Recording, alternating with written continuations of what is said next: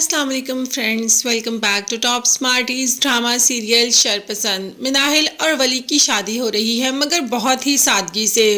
दूसरी तरफ हमाद भी शादी के लिए मान जाता है, अपनी माँ से कहता है ठीक है मैं ईमान से शादी के लिए तैयार हूँ मगर आप शादी जल्दी कर दें।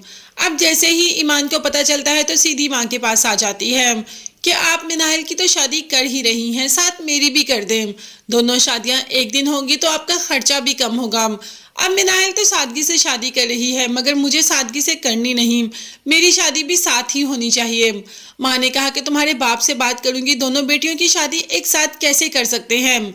मगर हमाद ने कहा है शादी करनी है तो इस बात से ईमान तो अटल हो गई है। वो जानती है कि हमाद का फैसला कहीं बदल ही ना जाए, इसीलिए तो माँ से कहा कि आप बाबा को मनाएं।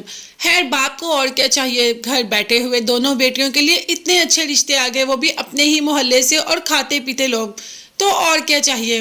किसी की ज़िंदगी, किसी की बेटी की ज़िंदगी इस तरीके से ख़राब करके क्या इस वक्त फरासत सुकून में है? क्या उसे लग रहा है कि जिनकी ज़िंदगियां ख़राब की हैं उनकी बेटियों की ज़िंदगियां इतनी ही अच्छी जाएंगी? मतलब फरासत की बेटियों की ज़िंदगी इतनी ही अच्छी जाएगी?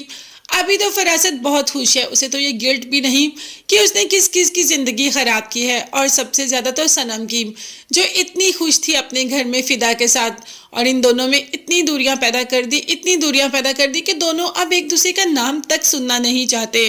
यही तो चाहता था फरासत, मगर सुकून अभी भी नहीं आया।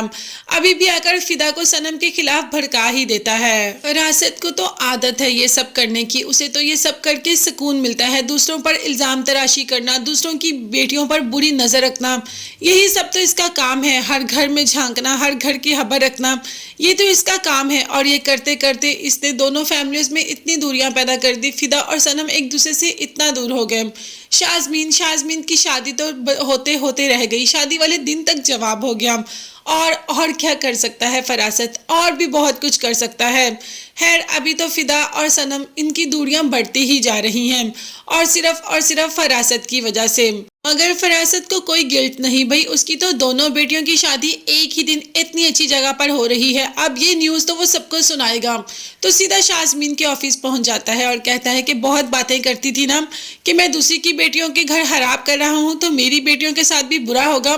तो आज तुम्हें बताने आया हूं कि अल्लाह ने मेरी बेटियों के नसीब कितने अच्छे लिखे हैं।